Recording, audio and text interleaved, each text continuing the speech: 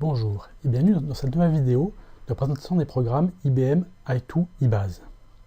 Aujourd'hui, on va voir comment on va pouvoir générer un modèle de base de données. Ce modèle va contenir la structure de la base de données et ça va permettre à d'autres utilisateurs de créer une base de données ayant le même modèle que votre base. Donc là, je suis sur eBase utilisateur et j'ai la base d'exemple, le guide d'utilisateur. Et je voudrais pouvoir créer un modèle correspondant à cette structure.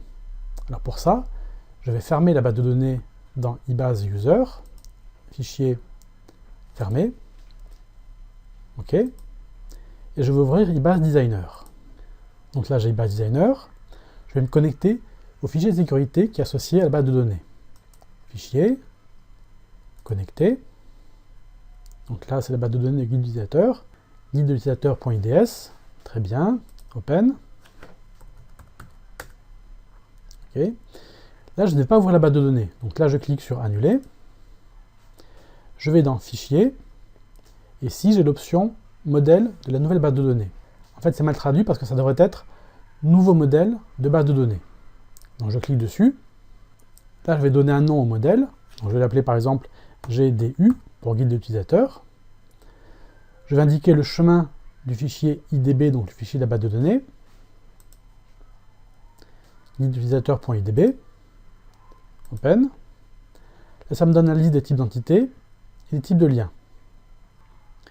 Je clique sur OK. Et ça m'indique modèle de base de données correctement créé. OK. Alors, maintenant, ce qu'il faut savoir, c'est où le fichier a été créé.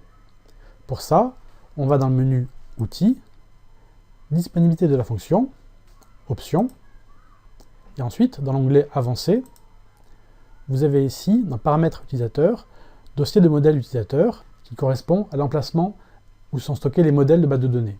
Alors, habituellement, c'est sur C User, Document, i2, eBase 8, Modèle. Vous pouvez très bien avoir défini un autre emplacement pour ces modèles.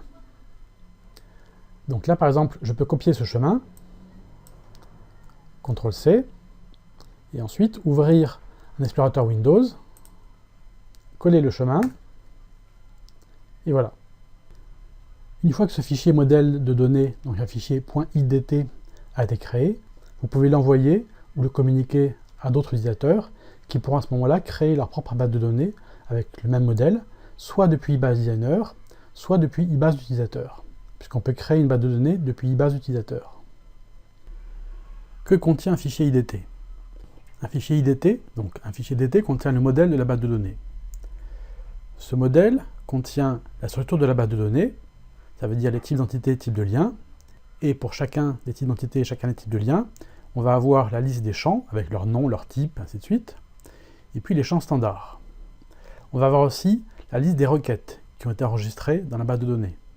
On va avoir les spécifications d'importation et d'exportation, soit simples, soit par lot. On va avoir aussi les formats de libellés, les listes de code, avec aussi la liste d'icônes. On va avoir les attributs, la définition des rapports, les définitions des résultats concordants, les formats de graphes et les configurations cartographiques. Donc tout ça, ça va être contenu dans le fichier IDT. Par contre, le fichier IDT ne contient aucune information, donc ne contient aucune donnée, ni dans le type d'entité ou type de lien, ni dans les collections. Donc on va voir maintenant comment on va pouvoir créer une base de données à partir d'un modèle depuis eBase Designer et aussi depuis eBase Utilisateur. Donc là, j'ai ouvert eBase Designer et pour l'instant, je ne suis pas connecté à un fichier de sécurité. Donc je vais me connecter à un fichier de sécurité. Fichier, connecter. Et par exemple, je vais aller chercher mon fichier de sécurité qui par défaut est dans mes documents IBM eBase 8. Donc documents, I2, eBase 8, sécurité. Je rentre le mot de passe. Et là, je vais demander à créer une nouvelle base de données. OK. OK. Je vais l'appeler test GDU1. Et là, dans modèle, je vais aller chercher le modèle de ma base de données que j'ai appelé GDU. Éventuellement, je peux faire affichage pour voir le format de la base de données, donc avec les types d'entités et types de liens, Et au niveau des champs, si je clique sur le plus ici, on va voir la liste des champs qui sont définis ici. Et vous voyez qu'ici, quand vous avez un petit rectangle avec un petit peu de rouge à l'intérieur, ça veut dire que c'est un champ standard. Ici aussi, vous avez les champs standards. Là, je fais fermer, et je peux cliquer sur OK pour créer ma base de données. Voilà. Donc, on a toujours la description, et puis donc on a bien évidemment la liste des types d'entités, type de lien. Pour chacun, on va avoir la liste des champs. Et si je continue à regarder, j'ai les formats libellés, ici, j'ai les listes de code, ici, les attributs de graphe, ici, des champs standards, pareil, voilà. Et maintenant, je pourrais aussi l'ouvrir dans eBase utilisateur, et dans eBase utilisateur, je verrai la liste des requêtes, des spécifications d'importation et d'exportation, ainsi de suite. Donc ça, c'est pour créer la base de données depuis le modèle IDT, depuis eBase Designer. Maintenant, on va voir comment on va pouvoir créer de la même façon la base de données depuis eBase utilisateur. Alors, par contre, ce qui est important de comprendre, c'est que seuls les utilisateurs qui ont le droit de créer des bases de données vont pouvoir créer une base de données depuis eBase utilisateur avec le modèle de base de données. Et pour savoir quels sont les utilisateurs, on va ici dans la sécurité, groupe, ici la clé jaune. Là par exemple je peux faire utilisateur, modifier, et vous voyez ici, on a dans rôle système, on a créateur de base de données. Ça veut dire que les personnes qui font partie du groupe de clé jaune utilisateur ont le droit de créer des bases de données à partir des modèles de base de données IDT. Si vous souhaitez empêcher qu'un utilisateur puisse créer une base de données depuis base utilisateur, à ce moment-là, vous devez définir un nouveau compte, qui pourrait être par exemple utilisateur simple, et vous décochez la ligne ici créateur de base de données, pour qu'il ne puisse pas créer une base de données depuis base utilisateur, ou aussi depuis base designer. Donc là, je fais OK, je ferme, je vais fermer eBase designer, OK, et je vais ouvrir base utilisateur. Voilà, donc là j'ai ouvert eBase utilisateur.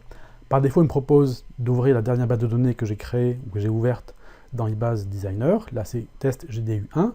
Là je vais faire annuler parce que je vais créer une nouvelle base de données que je vais appeler test GDU2 depuis eBase utilisateur. Je vais annuler. Je vais me connecter à mon fichier de sécurité.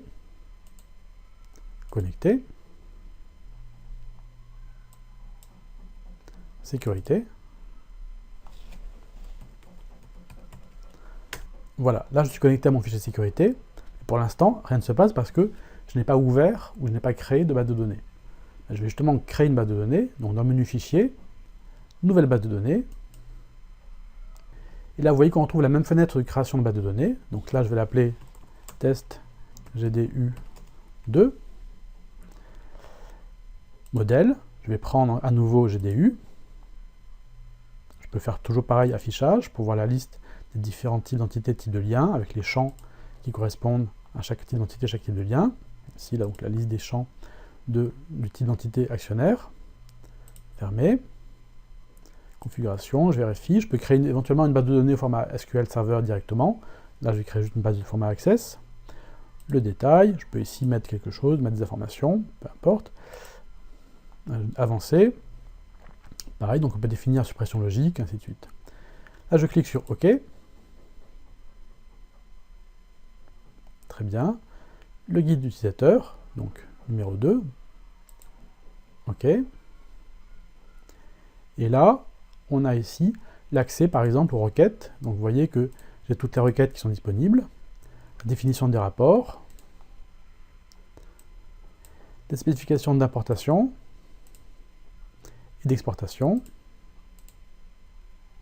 Voilà. Donc, vous avez toutes ces informations, sauf évidemment, vous n'avez pas les entités et les liens. Donc là, si je fais adresse, clic droit, enregistrement, évidemment, c'est vide, puisque la base de données a été créée avec une structure de base de données, par contre, avec aucune donnée à l'intérieur.